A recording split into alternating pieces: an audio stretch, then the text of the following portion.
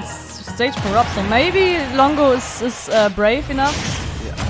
But yeah, it just didn't sound like PS2 because we got Minecraft music. And well, usually the stage doesn't have any platforms. Ente kind of defies the rules there, right? He's building them themselves. But so far, only really has dirt, and Longo is breaking through that quite quickly. Yeah, I think also Rob one of the better picks against Steve, I would say, naively as I am, because Rob has so many good tools to just stop everything Steve wants to do. Oh, but Steve can also do that. That's a big combo, 64%, quite like just simply like that, and it's so fast, right? Longo barely racked up some percent with some projectiles, right? You can shoot them under the walls if he breaks the lowest brick, but Steve's damage is just such a force to be reckoned with. Yeah, also to just entertain another meme, because we had to do drop doobie big.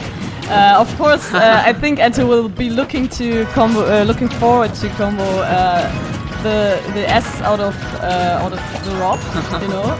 Oh, and there's the first diamond. It's kind of like a really nice start, such a breather after like the 2 past sets, which were really exciting. So we have like a little bit we're chilling kind of a bit, right? You got Ente mining away and Longo just trying to stop him a bit. Contesting the edge guard, very well done by Longo. That nice awareness that Ente is going so deep. Also the ledge trap is dangerous. Directly after that. Also, it's really unusual to see a reversal on this low near the blast zone. But Rob, of course, being able to recover from almost everything. Up smash out of shield, though, that will take the first stock. Ente grabbing quite the lead now. And also having, I think, he has diamond tools and he has at least 1 diamond in his pocket. Steve being able to have 4 diamonds in total, as far as I know. So if you just see 1 diamond symbol, it can also mean that he has more than 1 diamond, which is always problematic, as you might. You studied this character, didn't you? I did, but I just love Steve. It's just such a funny character. I just love to hear all the fun facts about him. Alright, Longo at the ledge is looking kind of rough from right now, but the back air that will not take it quite. Steve rather light. It's always the uppy from Steve does not have too much, and like so Steve tend to opt for the option to get out of the corner with the uppy. Longo really nice and ready for that. Catching the uppy. It's important to call that out, especially Ente likes using it on the ground to confirm into other areas, right? That also works. But you can use like a low poke, right, to call that out and hit him out of it. And Longo actually breaking even in stocks right now, but he's still 100% behind. And Ente already has diamond tools on the second stock. Yeah, again, he had this diamond already in his pocket. He just thought, nah, no worries, I've got tools. But the iron and everything else looking kinda not too much right now. And Longo had like a little breather in between stocks. You can see how just stressful Steve can be. I mean, he's funny blockman, but it really is a stressful matchup. And Becker is gonna do it. Longo's honestly kind of bringing it back. He just lost the stock, but Ente is on 112%, right? So this is not too big of a lead that Ente has. Longo could finally kill quite soon. Rob has some strong kill power. There we see it. The backer is such a super strong tool. Like, for example, the arm roller, if he gets like an edge guard with that, that could lead to a kill already. Ente getting the up tilts. Also has a last stock diamond in pocket if everything comes to the last stock. But Longo again finding into the matchup quite nicely, although he is in disadvantage right now. He is just going from ledge to ledge, kinda. It's super hard to like maintain stage control against Ente. I always also love the laser injections with the blocks. The it's funny, like just everywhere. bouncing off of everything. Alright, so Ente's the back air punish. And that's the stock. Alright, last stock for Ente, but you said it right, the diamond is already there. So there's a lot of damage, a lot of knockback that Ente can unleash with these tools. But Longo definitely knows how to fight back. Ooh, the S-Smash through the wall. You gotta be aware of that. Yeah, that is one of the Steve classics. Just building a little wall, mining behind it, and then because, well, some people might not know, but you can F-Smash through that wall, as we just saw, and people will try to break the lower block, because if you break the lower block, right, you can run under all the blocks. So Longo tried to go for that, but Ente was aware. He just F-smashed him through the wall. That's one of the more classic Steve traps that he just used. Longo was always also like in the player cam. He like smiled and looked like, I got that works like that. It's always it's really difficult, and this is why the Steve matchup is such a stressful one. There's so many matchup checks that you just have to keep in mind. So many different interactions, so many interactions that are new to the game that you have to keep in mind, and it's just like you have to have everything in your head, and if you don't, you probably will lose against the Steve, because they know everything, and they will check you and everything. There's so many options to be aware of. Like, even if you are aware of them, just knowing the right ones, knowing which ones can happen, that can be super rough. Like, that's a huge mental stack that you have to deal with. With the laser, this one killed me just straight up. To the skies. Alright, this game is looking way more even. We got some platforms on the stage as well right now. Small battlefield, not giving Ente as much space to mine, and Rob's Nair looks so strong at like just cleaning off these dirt walls, and that's the first stock for Longo. Strong backer coming in, alright. Yeah, Longo is so ready for these grabs. Steve's grab, it's really good, but it's also really laggy in like as an exchange for that it's so good. And Longo is so ready for these, punishing with the strong back air that even kills at 85 at the ledge, yes. Yep, some back airs do that, and Rob's is most definitely one that's super strong. At Ente, now he has wood. It's not as easy to break for Longo, right? He can't just nair once and the blocks are gone. Ooh, another up B attempt. Longo is ready with the shield though. This was like one more thing from Ente, like trying to get the panic added with the F smash. This is also F smash is such a fast move. This is what Steve's want to opt for, like getting your panic options with the air dodges and punishing with that smash. Now his iron tools are gone, but he spawns another crafting table. But this is a rock pickaxe, if I haven't seen it incorrectly, right? But he's just down smashing. Yeah. If he can't do it with a rock, he's gonna do it with fire. But Longo catching out. Good wait on the air dodge with the to punish with the up air. And Ente, he is going for that uppy a lot. Longo is, I wonder when we're gonna see like a very hard punish on that, because Ente is using that tool a lot, and at some point Longo is probably gonna realize, alright, I can, I don't know, F smash that or down smash, whatever. Yeah, it's kind of hard to punish the uppy, and I think the reason he's going for it is because it can combo into up smash. Yep. And this is of course the way to get the stock. But also Ente has been really low on material for a long while, but has been able to mine a little bit now. But yeah, he's still very low on material. This is always the chance to like get Steve. Longo playing around a little bit, playing like tennis with himself. Yeah, he's playing. Do you know this like Wii Sports tennis game where you have to like hit a wall, and the more you hit it, the more it like falls down. This is what Longo was doing. You can still have some fun in between if you're playing against Steve. Like Steve is having his fun mining, you might as well have your fun with your child. Yeah, right? Exactly. Longo always there for the fun, but the shield break setup. And of course, before finishing the stock, Ente picking up some materials, right? You have the time in the shield break. Might as well. Yeah, that's such a clever thing. I would never think about this, but Steve's always like find the best way to get their materials back. Yeah, you really gotta optimize when you can mine. Yeah. It's just like, oh, I have this little spot, let me mine a bit. But his diamond pickaxe just broke, and he's like, for some reason, he has so little materials now. This upper will definitely kill you up at 170, especially on the platform. Longo having Ente on his last stock right now. And Ente's still low on material because Steve only gets like, I think, like a basic kit of materials back. Each stock, I think, it's like 2 to 3 foot, whatever. Yeah, so that's still a difficult situation for Ente, although he has the diamond tools. But still, Longo has a stock lead. Rob has all the means of killing, even at 50%. And yeah, let's see. Maybe Longo can get the second game. Yeah, Longo's actually doing a really good job at like keeping out Ente from him, but knife. Also obstructing him from mining someone. He's just using his gyro, his lasers. He's just saying, alright, you should approach me, because like, I'm not gonna let you mine, right? But he's also not gonna let you mine in the way that he's just gonna punish for it, right? Now, up air, always standing below, on the platform below Rob is so stressful. There's always the up air coming. You're gonna have to watch out, especially offstage. Longo can go for edge guards quite a few times, but that's an up smash whiff. That should be a kill up throw onto the platform. That kill super early, 140. Longo taking game 2 over Ente, breaking even, right? 1-1 now. Longo showing his true colors as such an established player, because he knew exactly that up throw was gonna kill. I was about to complain like, Longo, why are you up throwing? You can hard punish this. But he knew. He just had to grab and like get the up throw. Really nice.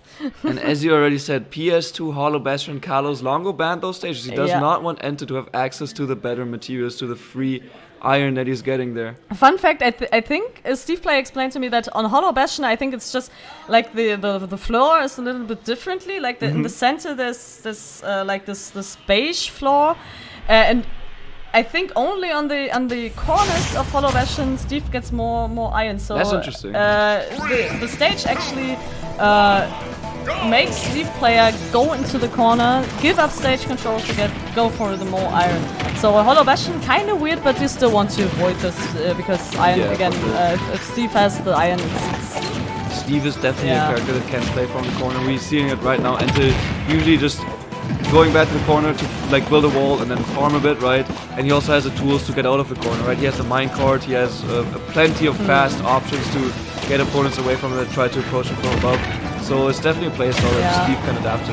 If your character has like unreactable burst options, you don't have to be scared in the corner. People are always too scared in the corner, and most good players make use of this. But just stay chill.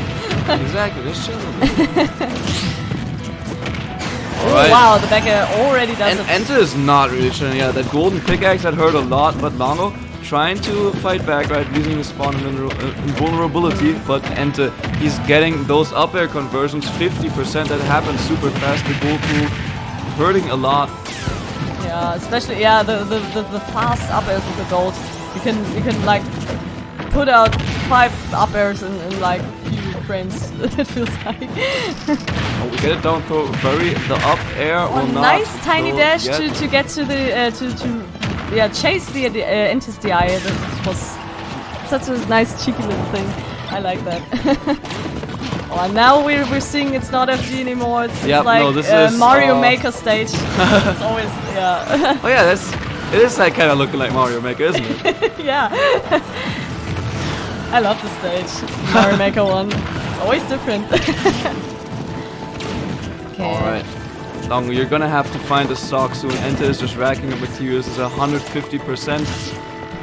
But this is looking hard. The laser curving under the rocks. Alright, Ente in the corner. Back air will not catching hit. The back air this time, Grab out of the back air, Ente. But the up air will reach above ledge. So stocks are even, the percents are clearly not. Right, Longo still has a mountain to climb back to. And now Ente even has his gyro.